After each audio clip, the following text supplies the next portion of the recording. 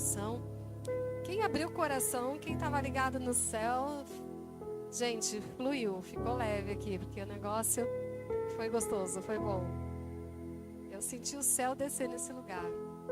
E isso só mostra o quanto agrada a Deus, nós, a igreja, viver uma vida de oração, a igreja ter períodos de oração. Então nós vamos esticar nós já declaramos, né, que vamos ter aqui um período de oração por um tempo, até quinta que vem. Mas quem sabe se o Senhor nos direcionar, né? Eu já veio no meu coração de nós fazermos toda quinta assim. A princípio nós faremos de quinta a quinta, né? Todos os dias, mesmo amanhã vamos estar aqui, depois de amanhã também, né? Até quinta, independente se tem culto ou não, tá? Então toda a igreja está convidada, né? Para não dizer convocada, para ninguém se sentir forçado. Mas eu acho que isso tem que partir do coração. Então nós vamos estar orando.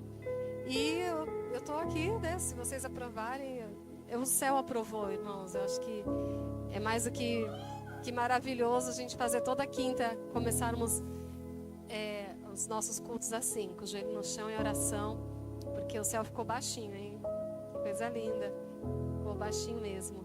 E é culto de libertação quinta-feira, então é dia da gente fazer o céu descer e deixar Deus trabalhar.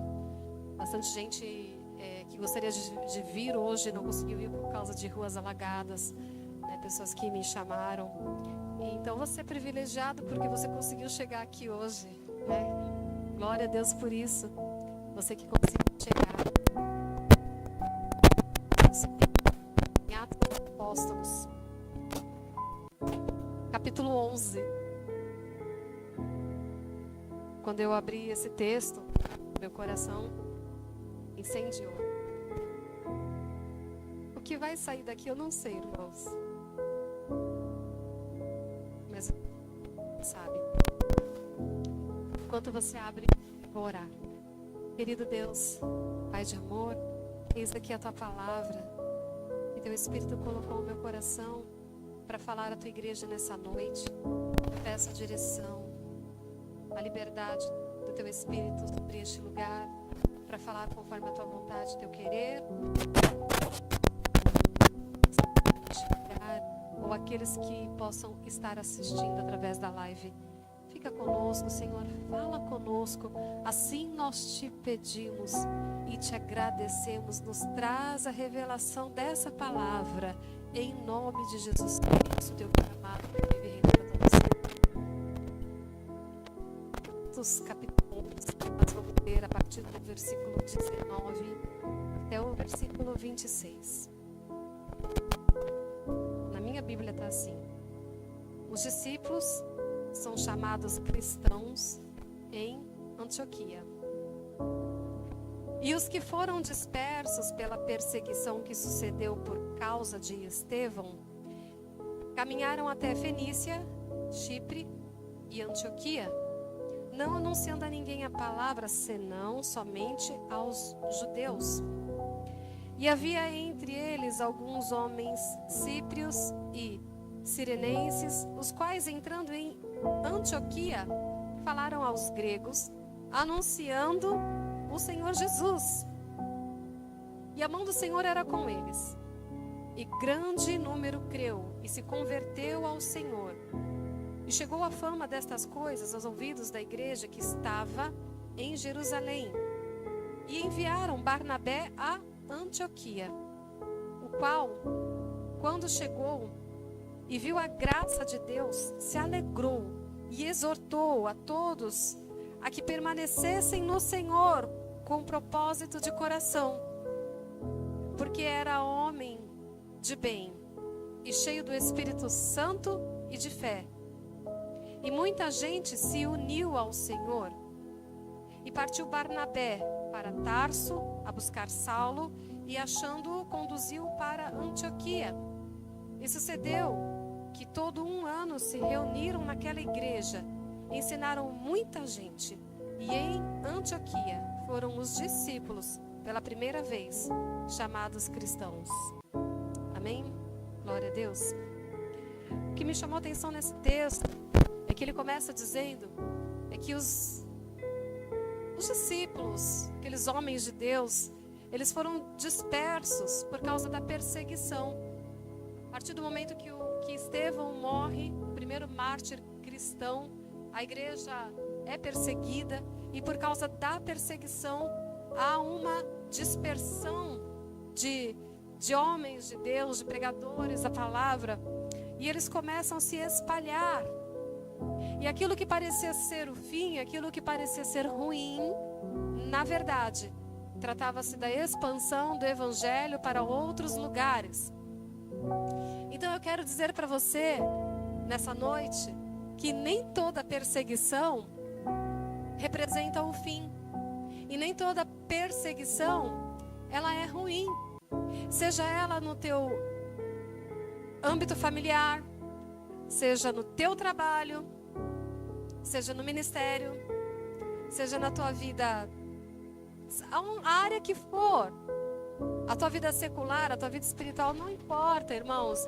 Toda perseguição para aquele que está em Cristo, para aquele que tem uma direção dada do céu para a sua vida, ela vai produzir algo de bom. É um apontamento de que alguma coisa...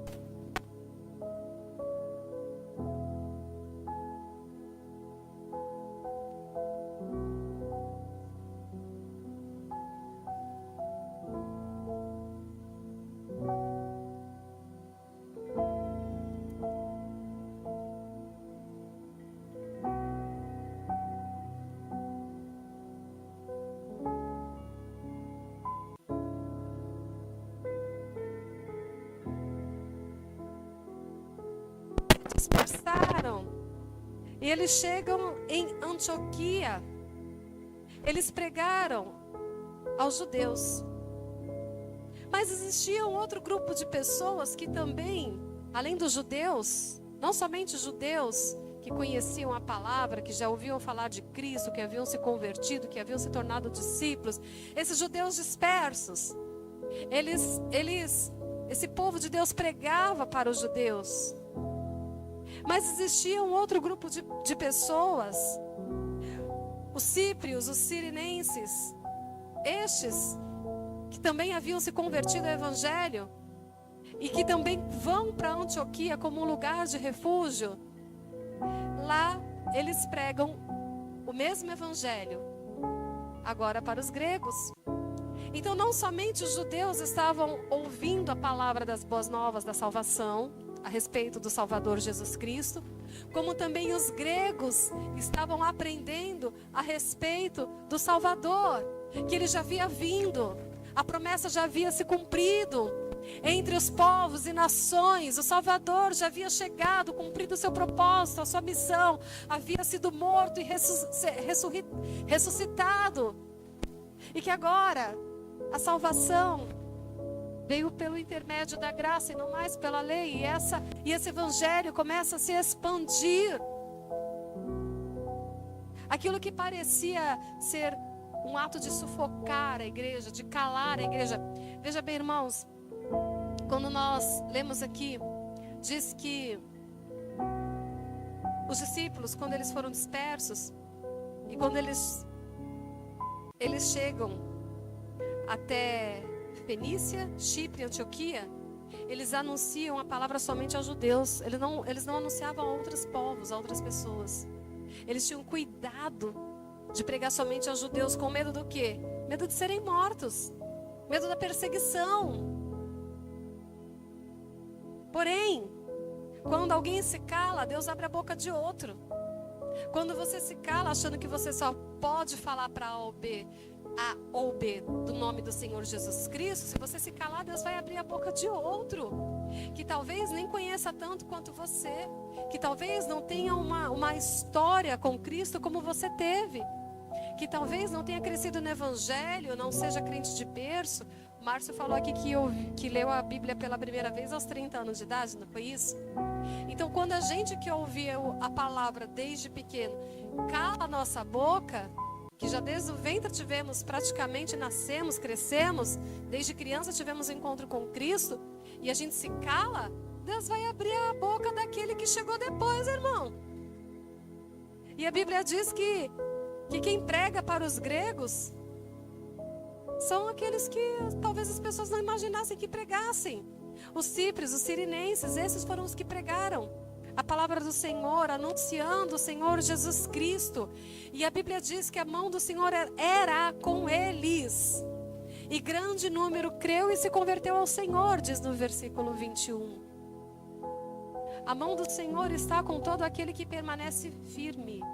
A mão do Senhor está com todo aquele que não desiste. A mão do Senhor está com todo aquele que não se acovarda. A mão do Senhor está com aquele que não desiste de Jesus, não larga de Jesus por perseguição alguma, por levante algum. Você vai ouvir graça? Vai ouvir graça. Vai ter vizinho que vai falar graça para você? Vai ter vizinho que vai falar graça para você. Vai ter parente, às vezes, dentro da tua casa, que vai jogar piadinha para você. Ah, vai lá para a igreja fazer o quê? Vai lá atrás disso, vai lá atrás daquilo. Irmãos, é muito triste isso, mas o diabo ele usa a boca de pessoas. E às vezes pessoas que a gente não espera. Imagina uma esposa vir para a igreja, o marido diz, vai lá atrás de macho. Imagine o marido vir para a igreja, a esposa que fica em casa fala, lá vai atrás de mulher. E não entende, não sabe o que está pulsando nas veias, o que está pulsando no coração. Não sabe, não entende que é o nome de Jesus Cristo que te faz, que te move, que te tira da tua casa, que faz com que você enfrente trânsito, que faz com que você enfrente muitas vezes enfermidades, dificuldades, para estar aqui por causa do nome dele, enquanto muitos estão perdendo tempo olhando para o que não deve.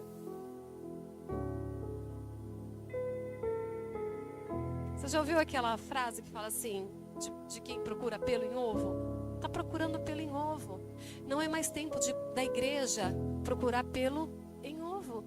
É tempo da igreja fazer o que nós fizemos aqui, orar, se prostrar. Quem é espiritual vai entender o que nós estamos falando aqui nessa noite. Quem é carnal vai continuar procurando pelo em ovo.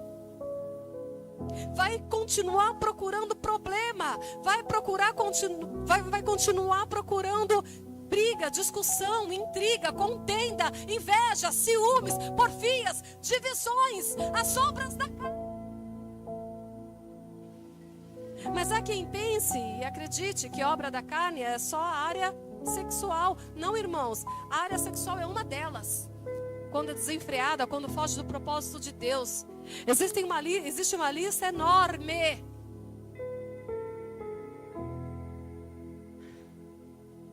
E não é mais tempo de nós perdermos. Enquanto tem tanta gente hoje mesmo, que gostaria de estar aqui e ficou limitado na sua casa, porque a porta da sua casa era um rio, ou a sua rua virou um lago. E muitos fazendo corpo mole, caçando motivo para dizer, eu não vou porque eu não quero ir. Problema de quem não quer, não é a nós que estão negando, não é uma igreja, seja essa ou seja outra, ou seja em outro lugar. Não, é o nome do Senhor, aquele quem nos chamou. Nós não temos mais tempo. Nós não temos mais tempo. Jesus está batendo, Ele está às portas. Ele está procurando espaço para entrar. E quem abrir, vai receber o noivo. Para mudar toda a sua vida. Pessoas que perdem tempo, irmãos. Perdem tempo.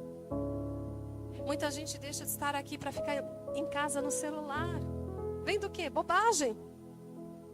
Ou vendo televisão. Ou fazendo da sua mente o ninho do diabo. Ah, meu Deus.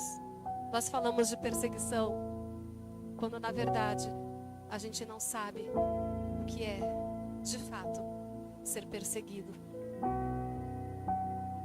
Ser perseguido é, se tu abrir tua boca para falar do nome de Cristo, tu morre.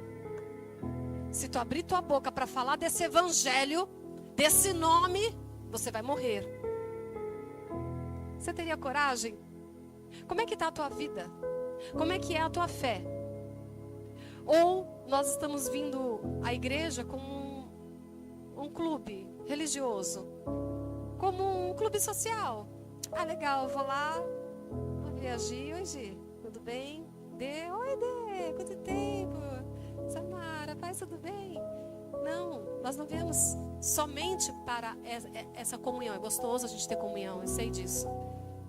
Mas acima de tudo, nós viemos porque precisamos dele. Nós viemos para dar um chacoalhão na nossa fé, dar um chacoalhão para tirar a nossa poeira, para limpar a poeira, a cinza do altar e fazer a chama queimar novamente. Para sermos corrigidos quando preciso, repreendidos quando preciso, sim, ensinados no temor do Senhor a andar na verdade. É num ambiente como esse que muitos são curados. Já houve milagre nesse lugar. Já houve cura neste lugar. É assim que Deus trabalha. E o maior dos milagres que Ele tem operado aqui é a transformação de vidas, é a salvação de vidas. E será que isso não é o suficiente para você? O que mais queremos? Que caia fogo do céu para a gente crer. Quando pediram para Jesus um sinal, Jesus não precisou provar nada para ninguém. Ele disse: nenhum sinal eu vou dar para vocês, senão o sinal de Jonas. E qual era o sinal de Jonas? Ficou 3 dias e 3 noites no ventre do peixe, até que dele foi expelido. E Jesus ficou 3 dias no sepulcro, até que ressuscitasse. O sinal que Cristo nos deu é a sua morte, a sua ressurreição pelos nossos pecados. Que sinal você está esperando? Que sinal você está querendo para crer? Você está precisando para crer? Já ouviu falar? Já aprendeu? Já caminhou? Cresceu na igreja? Ouviu musiquinhas da escola dominical? Falou: eu vou servir a Cristo. Mas a vida te atrai, o mundo te atrai, qualquer coisa te atrai, qualquer lixo te atrai, qualquer porcaria te atrai. E Jesus te chamando, e o relógio está lá, com um ponteiro mostrando que está acabando o tempo, que está acabando a hora. E o tempo de Deus não é o nosso tempo. E nós estamos calculando a vida dele por esse relógio. Nós estamos calculando a vida dele pelo nosso calendário. Nós estamos calculando a vinda dele pelo nosso tempo. Mas a Bíblia diz que para ele um dia é como 1000 anos, e 1000 anos como um dia. Ele virá de surpresa. E a sua igreja dispersa, mas dispersa, distraída, não dispersa pregando, não dispersa porque está perseguida, não dispersa porque está correndo para não ser morto, não, está dispersa porque está distraída com coisas pequenas, está distraída com fofoca, está distraída com mentiras, está distraída com calúnias, está distraída com ofensas, está distraída com mágoas, está distraída com o seu próprio eu, com seus sonhos, seus projetos. Não, Deus, eu vou te servir, mas deixa eu primeiro concluir, Senhor, os meus estudos. Senhor, eu vou sim te servir, mas deixa eu casar primeiro. Quando alguém disse isso para Jesus: Senhor, eu te sigo, mas deixa eu enterrar o meu pai. Jesus disse para ele: deixa que os mortos enterrem os seus mortos. Você vem e segue-me. Não dá para separar a nossa vida com Deus daquilo que vivemos nessa terra. Nós precisamos aprender a conciliar. Eu trabalho, mas Jesus faz parte do meu dia. Eu estudo, mas Jesus faz parte do meu dia. Aonde eu vou, Ele vai comigo. Eu oro, eu busco, eu chamo a existência, eu peço para Ele estar junto. Eu prego, eu falo do amor. Porque se uma pequena perseguição já nos abate, já nos faz parar, quem dirá alguém dizer: eu te mato se você falar desse nome. Eu tiro a tua vida se você ousar falar de Jesus Cristo. Como é que está a tua vida com Ele? Você está disposto a morrer por Ele? Você está disposto a morrer por Cristo?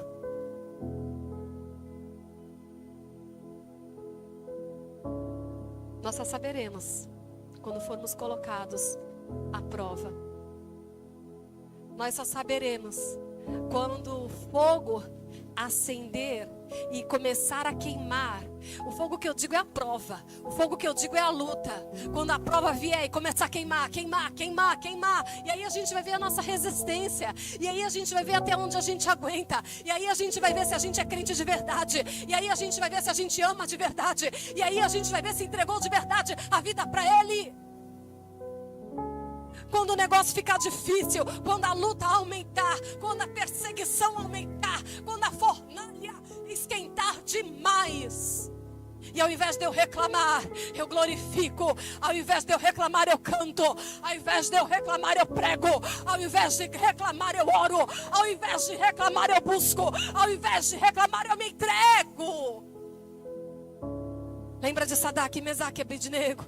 Jogados na fornalha de fogo. Eles não abriram sua boca, mas também não se prostraram diante de outro Deus. Eles não negociaram a sua fé, não venderam a sua fé. É para ser lançado na fornalha, eu entro na fornalha, mas eu não nego a minha fé. Quando alguém chegou aqui, neste lugar, e disse, tem que ser assim, assim ou assado, precisa disso, disso ou daquilo, eu falei, olha, eu com este projeto, eu vou até o fim. Eu dou o meu pescoço, mas eu vou até o fim. Isso se chama fé, isso se chama amor. Eu disse para aquelas mulheres, irmãos, porque eu sei em quem eu tenho crido, eu sei quem me chamou, eu sei o propósito deste lugar, eu sei o propósito deste trabalho. Eu não sei se você entende isso, e também não me importa se você entende. Eu sei que aquele que chamou é o que garante essa obra. Aleluia. Quando a perseguição aumentou ali para Jesus Cristo, naquele cenário do Gólgota, lembra lá no Gólgota, que Jesus foi preso, e aí todo mundo com medo começou a se esquivar. Pedro foi para um lado, e cada um foi para um canto. E cadê os discípulos no momento da prova? E cadê os discípulos no momento da luta? E cadê os discípulos lá no Getsemane, quando Jesus fala, olha, vamos orar, orai e vigiai. Orem, porque o espírito está pronto, mas a carne, ela é fraca. Jesus avisou, e quando Jesus olha, eles estavam dormindo. E aí Jesus diz, ei, vocês não podem orar comigo, vocês não podem orar nem por uma hora. Aleluia. E aí nós nos reunimos neste lugar, que é para o nosso coração buscar, reclamar e tocar no céu com a nossa oração. E às vezes a gente se ajoelha e a mente vai para tudo que é lugar, menos para o céu. A mente viaja para tudo que é lugar, mas não se conecta com Ele. E olha para cá e olha para lá e se desliga e esquece. Ah, meu Deus, é hora da gente começar a se conectar com aquele que vai te ouvir e que vai mover o céu por tua causa, por causa deste lugar. Aleluia. Se prepara, soldado, porque ou tu tá junto, ou tu vai se dispersar, mas não se dispersar como estes que se dispersaram para pregar com um propósito em outros lugares, em outras nações. Não, você vai acabar se perdendo no caminho. Ou você se prepara, ou você entra para a guerra, ou você se reveste, ou você busca, ou você ora, ou a luta vai te abater. Ah, meu Deus do céu. E aquele que se deixa se abater, aquele que é ferido, mas não se mantém junto no acampamento para ser curado, que não permanece na casa, vai ser alvejado lá fora. E quem será que poderá te curar? Mas se tu é ferido aqui dentro tu é tratado. Se tu é ferido aqui dentro, no arraial tu é curado. No arraial você é sarado. No arraial Ele te visita. Quem somos nós para questionar o agir de Deus? Quem somos nós para querermos falar, não, Deus não tem que ser assim, mas tem que ser assado? Eu não quero orar por esse propósito. Eu não estou nem aí para isso. Problema deles, que se virem, é mesmo. Mas na hora que a luta chegar para essa pessoa, eu só quero ver quem ela vai chamar. É o Deus que desprezou vai ser ao Deus a quem desprezou, porque Ele é o dono deste lugar, Ele é o dono desta obra. Vocês pensam, irmãos, que nós do nada viajamos na maionese, aí a gente não tinha o que fazer, e a gente fala assim, sei lá, vamos, vamos fazer uma oração aí. Oração legal, né? É isso. Não.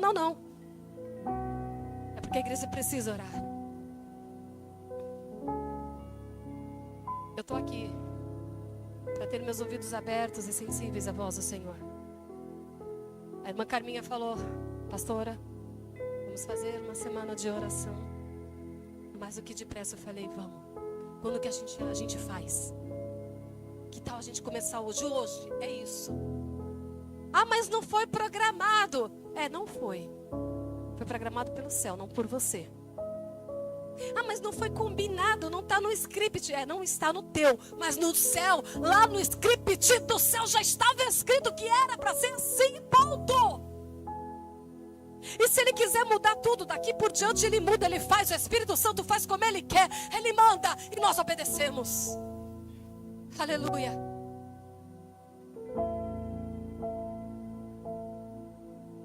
A Bíblia diz que conforme eles iam pregando, o número de pessoas iriam se convertendo, e a fama ia aumentando, ia se espalhando, vidas iam sendo salvas. E a Bíblia diz no versículo 23, que quando, lá em Jerusalém, a igreja lá em Jerusalém fica sabendo do que estava acontecendo em Antioquia, eles enviam a Barnabé.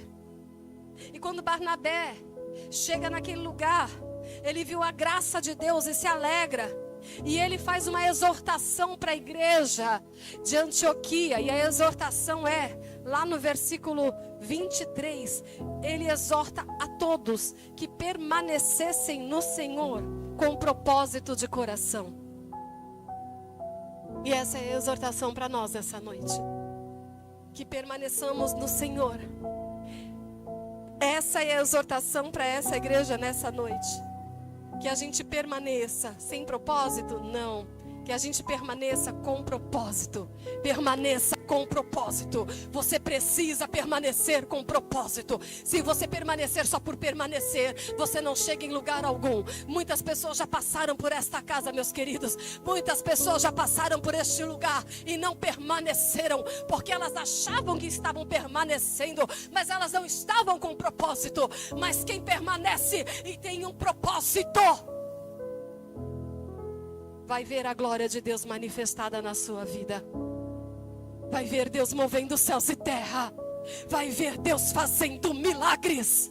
Vai ver Deus operando maravilhas. Tem um propósito dentro do teu coração. Tá difícil, mas suporte. A luta é grande, mas aguente. O processo é difícil, confia nele. Não desista. Não desista. Não desista.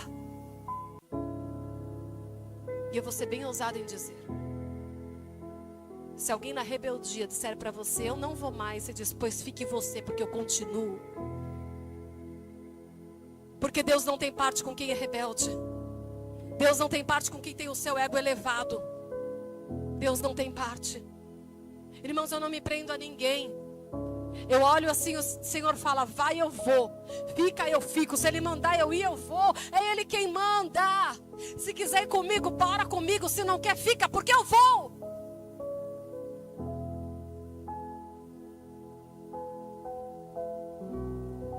E algumas pessoas vêm com um discurso tão perfeitinho.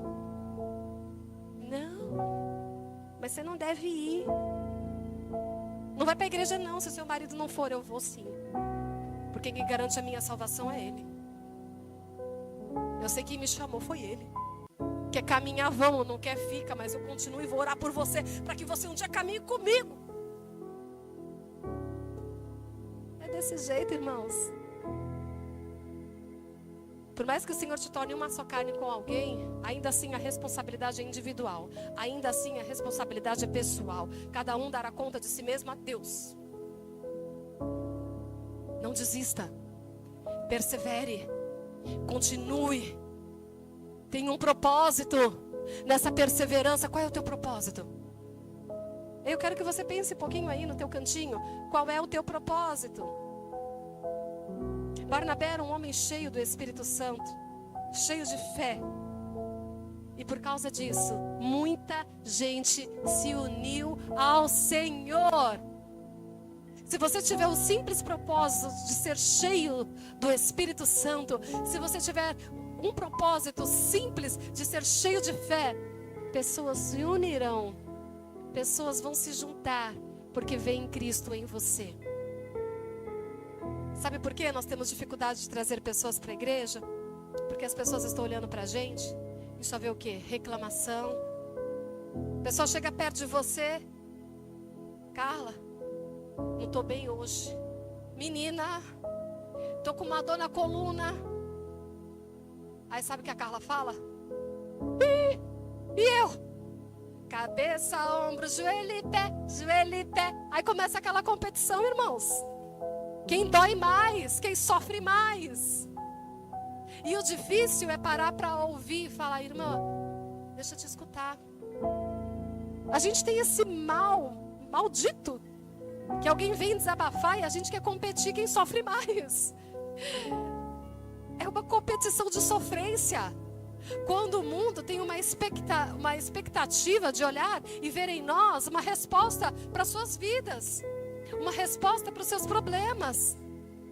Quando um irmão um dia precisa desabafar, senta e ouve. Só senta e ouve a vez dele. Ele começou a falar primeiro, então ouve você, fica quieto e leva a tua vida contigo para tua casa e ora por ele. Não, mas o meu problema é maior, mas ele desabafou primeiro, então você ouve ele. Mas não, aí um quer falar mais do que o outro, e um quer competir mais do que o outro, quem sofre mais, quem geme mais, quem... Não! E quando o mundo começar a ver em nós que nós temos uma resposta, que nós temos a solução através do nome de Jesus Cristo, que muda todas as coisas, eles irão querer se aproximar de Cristo, eles irão desejar esta luz que você carrega, esta presença, esta fé, este amor, esse algo contagiante que você tem para doar. Mas se tu não está contagiando ninguém com nada de bom, de fato, tu não vai conseguir ninguém, irmãos. A pessoa vai falar, Deus me livre. Eu parei do lado daquela mulher crente, ela só reclamou da vida. Deus me livre. Eu parei do lado daquela mulher crente, ela só falou mal de todo mundo da igreja. Deus me livre. Como é que você quer ganhar? Às vezes você tem dificuldade de ganhar até teus filhos, porque teus filhos dentro de casa vê você falando mal do que não é para falar mal. Aí como é que você vai ganhar? Quando eles verem você dando glória a Deus e glorificando o nome do Senhor. Poxa, minha mãe está doente, mas está glorificando ao Senhor. Meu pai está desempregado e está dando glória a Deus. Poxa, a luta está grande, olha lá, meu pai destratou minha mãe, mas ela está lá cantando e lavando a louça. Olha lá, a minha mãe foi grossa com meu pai e o meu pai está lá orando. Ei, que cenário diferente. Esse é um cenário cristão, difícil de ser vivido, difícil de ser praticado. Ninguém quer praticar o ego. Muitas pessoas estão cheias de si, elas querem ganhar as guerras nas discussões. É uma briga de ego. É uma briga de ego. Quem tem razão? O marido falou A, eu vou falar B, eu não fico por baixo. O outro falou B, eu vou falar C, eu também não fico por baixo. E aí, não resolveu no diálogo? Não resolveu no diálogo? Vamos partir para a briga agora. O Espírito Santo está mandando eu falar. E desculpe que logo na sequência eu lembrei de algumas coisas. A gente ri, mas é triste. Briga de ego, irmãos, não vai nos levar a lugar algum. Não nos levará a lugar algum. Eu lembro quando nós éramos criança, né, Gabi? Quando minha mãe ficava nervosa, o que ela fazia? Ela pegava os pratos e quebrava. Aí a gente via prato sendo quebrado, copo voando. Mas isso antes ela ser liberta. Antes A, C e D, C. Antes de Cristo, depois de Cristo. Antes de Cristo, lembra da escola? Antes de Cristo, um acontecimento. Depois de Cristo, outro acontecimento. Antes de Cristo, minha mãe quebrava prato, copo e quebrava tudo. Depois de Cristo, ela saía pelas ruas evangelizando e ganhando vidas para Cristo. Esse é o nosso papel. Mas se você está ainda no AC, pule para o DC e se converte. Porque depois de Cristo tudo tem que ser diferente. É uma nova pegada. A gente gosta de falar, né, pegada, isso aqui. Então, uma nova pegada com Cristo. Agora eu faço tudo diferente. O que você via teus pais fazerem, você não faz. O que você viu os teus antepassados fazendo, você não faz. Jovens, vocês que vão se casar, tem algo diferente esperando por vocês. A história de vocês vai ser diferente. A vida a dois de vocês vai ser diferente. Vai ser tudo diferente. Você que ainda está planejando seu casamento, faça diferente de tudo aquilo que você já foi um dia, de tudo aquilo que você já viveu um dia. Não é mais o AC, é o DC. E descer, irmãos, é descer também no pó, com a cara no pó, é se humilhar, é buscar a face dele, é entender que a gente precisa se arrepender e se quebrantar todos os dias. Mas, irmãos, eu vou aqui terminar dizendo, aleluia, versículo 26. E sucedeu que todo ano se reuniam naquela igreja e ensinaram muita gente. E em Antioquia foram os discípulos pela primeira vez chamados. Ai, que fraquinho. Chamados cristãos. Pela primeira vez. Cristãos. Irmãos, quando eu fiquei ouvindo essa palavra, lendo, né? Lendo cristão. Eu fiquei imaginando na minha cabeça um monte de mini cristos, miniaturas, cópias de Cristo. Esses somos nós. Discípulos de Cristo, cristão.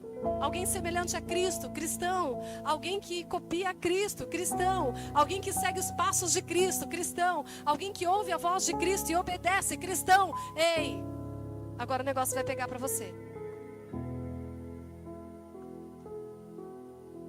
Quando alguém te pergunta, o que você é?